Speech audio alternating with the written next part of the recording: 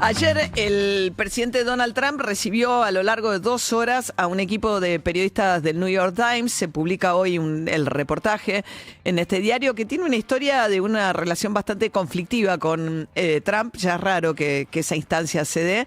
Pero bueno, le da un largo reportaje donde aparecen un poco más de detalles acerca de qué es lo que está pasando y qué imagina Trump a futuro con relación a la intervención norteamericana en Venezuela, que crece día a día con relación a la ambición, los plazos y qué imagina Trump de esta intervención que no tiene nada que ver no solamente con los cargos de narcoterrorismo que enfrenta Nicolás Maduro desde que se dio el operativo de extracción de quien ejercía la presidencia de Venezuela y fue llevado a los tribunales de Nueva York.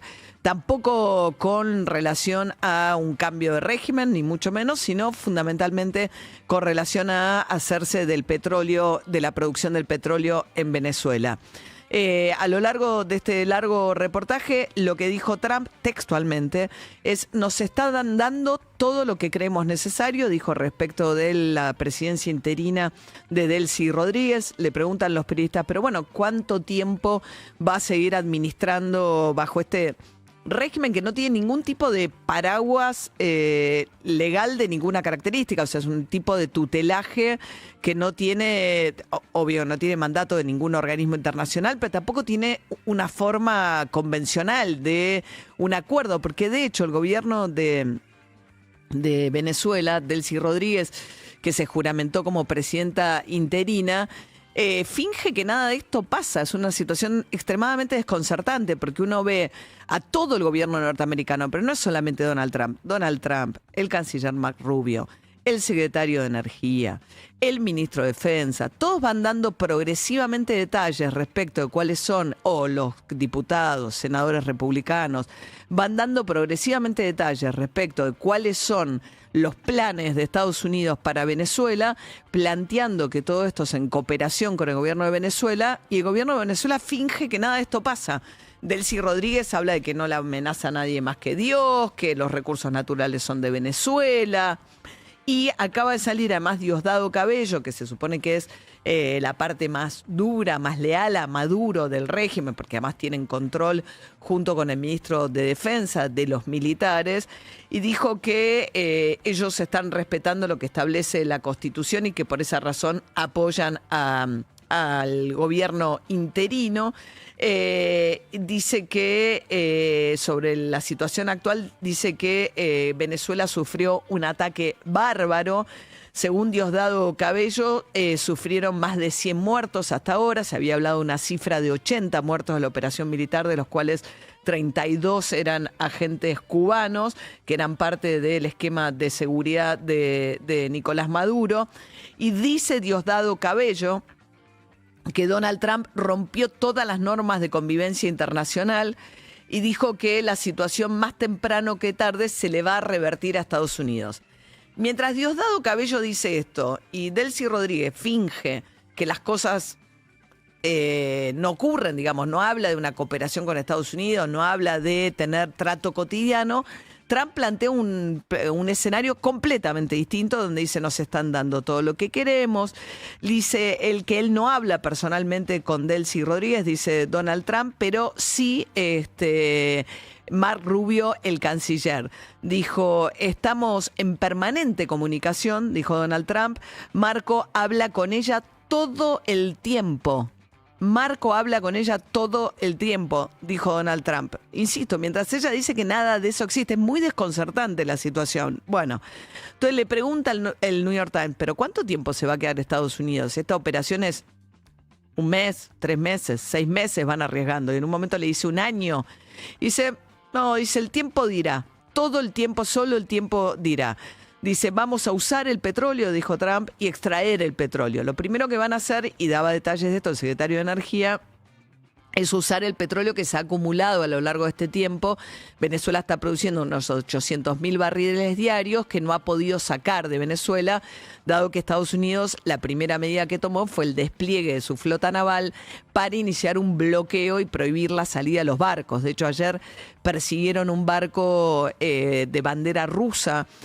Ahí hubo algún tipo de tensión con Rusia. Rusia dijo que, bueno, que pedía respeto para la tripulación y lo abordaron. Estaba ya en aguas internacionales. La idea era ahogar financieramente a Venezuela y a partir de ahí obligarlos a claudicar, ¿no? El hecho que no le pudieran vender, uno de los principales clientes eran China y Rusia, entonces se establecieron primero este bloqueo. Ese bloqueo hizo que se acumularan barriles de petróleo sin salir de Venezuela. Eso es lo primero de lo cual se va a hacer mano ahora a Estados Unidos. ¿De qué manera? Bueno, como además es petróleo pesado, lo que explicó el secretario de Energía es que ellos van a proveer los agentes diluyentes que necesita este tipo de petróleo para poder ser comercializado en el mercado norteamericano. Dijo Trump que la plata de esa venta se la va a quedar Estados Unidos y Estados Unidos va a administrar la plata. Estiman que van a juntar de esa manera unos 3.000 millones de dólares a partir de que Chevron mande unos 100 barcos, agarre los barriles que se acumularon, que no han podido vender por efecto del bloqueo, y los lleve a vender al mercado norteamericano. Con el ingreso de eso, dice Trump, lo que van a hacer es venderle productos que Venezuela le va a tener que comprar a Estados Unidos. O sea, adicionalmente a que se queda con el petróleo bajo, digamos, Trump habla de cuando sacaron a las empresas norteamericanas de Venezuela. Hubo un momento en que había mucho más presencia. Hoy Chevron es la que sigue operando, no dejó de operar nunca, y PDVSA, que es la empresa estatal venezolana. Antes estaba Exxon y una compañía llamada ConocoPhillips operando en Venezuela. La cuestión es que lo que dice Trump es con esa plata que nosotros vamos a administrar de la venta del petróleo que le impidieron vender a Venezuela hasta ahora, nos van a tener que comprar a nosotros productos tales como dice, bueno, productos de alimentos que producen los norteamericanos, insumos y demás, van a tener que comprarlos necesariamente en el mercado norteamericano.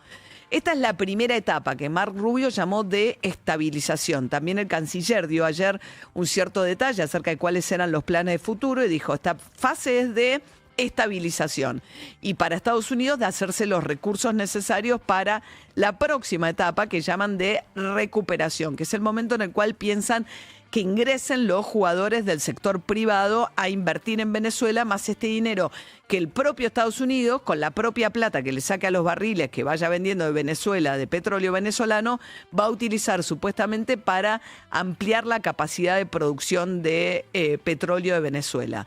Estados Unidos suele decir que Venezuela tiene la reserva de petróleo más grande del mundo, lo cual está más o menos en disputa si es realmente la número 1. El otro día hablábamos con un experto venezolano que nos decía que es la número 8, la número 9, pero en todo caso es un jugador que potencialmente puede ser mucho más relevante en la participación del comercio mundial. Hoy tiene nada más que el 1%, es chiquita la participación, pero potencialmente puede crecer mucho. En algún momento fue un jugador más relevante Venezuela. Ahora, de ahí a que logre Estados Unidos en los plazos que dice, el objetivo que declaró Trump. ¿Qué le dijo Trump al New York Times?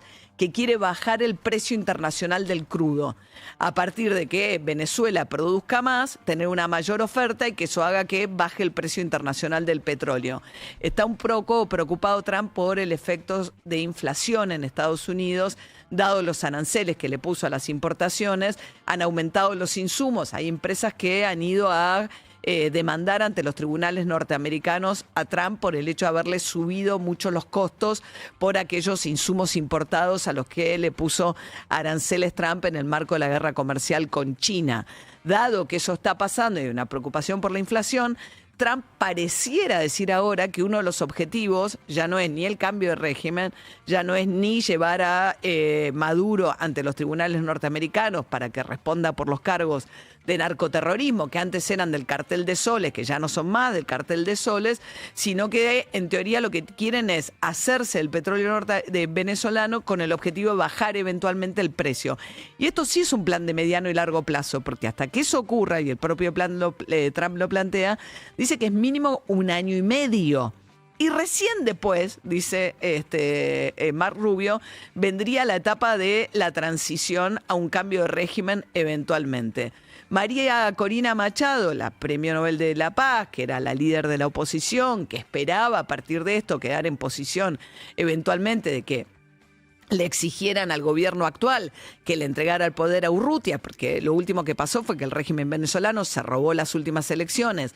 Como no le había dejado Maduro a María Corina Machado presentarse a elecciones porque la proscribió, ella pone un candidato en nombre de ella, pero hace campaña con él. Urrutia gana la elección porque dijo Maduro, voy a presentar las actas, y nunca las presentó.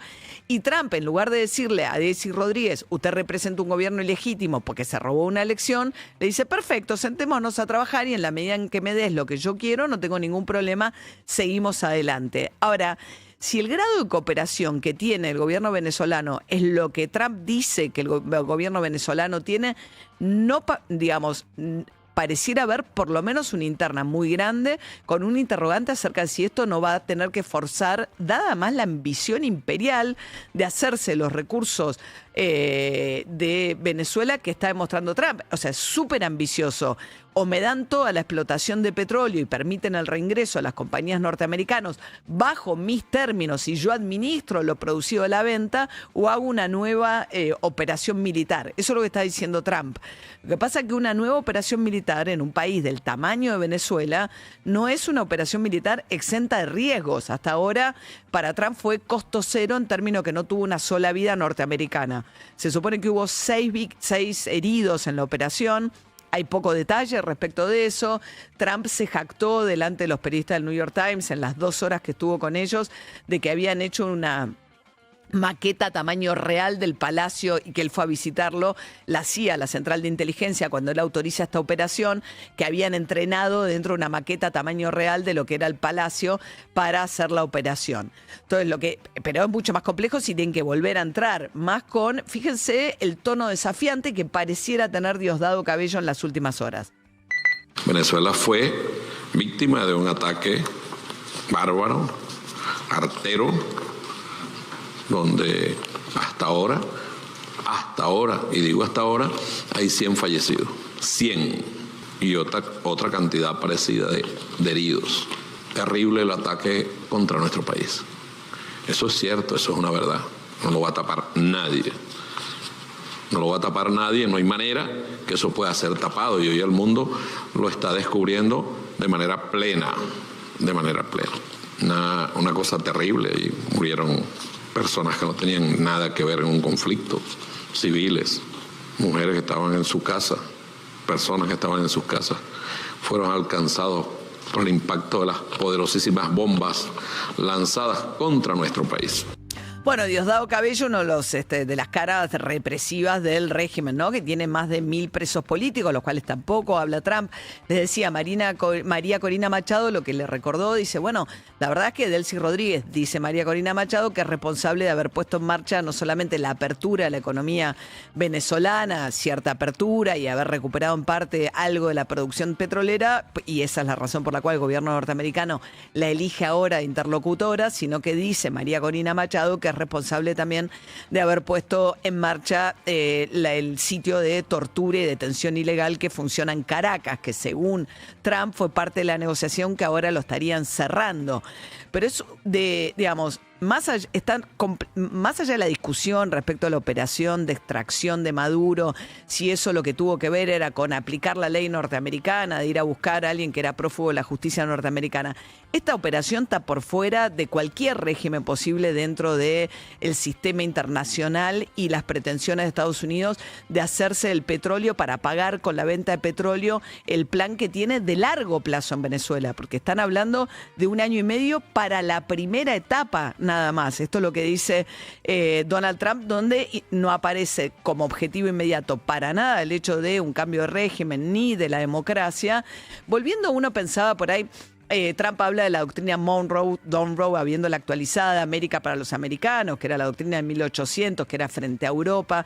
Después vinieron las intervenciones en la década del 70 para evitar en el medio de la Guerra Fría con las guerrillas en América Latina, la idea que había que evitar que el comunismo se expandiera y que los regímenes afines a Cuba y que por lo tanto eso justificaba apoyar los golpes militares que derrocaban los gobiernos democráticos y que además llevaban adelante planes represivos ilegales como el de la dictadura en la Argentina o lo que pasó en Chile cuando la CIA conspira con los militares, con Pinochet, para derrocar el gobierno del socialista Salvador Allende. Centroamérica ha padecido esto muchísimo. Antes, bueno, las repúblicas bananeras vienen de la década del 50, el 70 del siglo pasado, cuando la CIA operaba a larga escala en Centroamérica a través de la compañía de banana, el United Fruit Company, que cuando el presidente de Guatemala en aquel momento, Jacobo Arbenz, en el 1954, intenta llevar adelante una reforma agraria, porque esta compañía era dueña de la mitad de las tierras en Guatemala y manejaba todo el precio de la banana, lo derrocan la CIA con un golpe militar preparado desde los Estados Unidos. Bueno, desde entonces que no se ve un grado de intervencionismo de estas características de los Estados Unidos en el hemisferio occidental.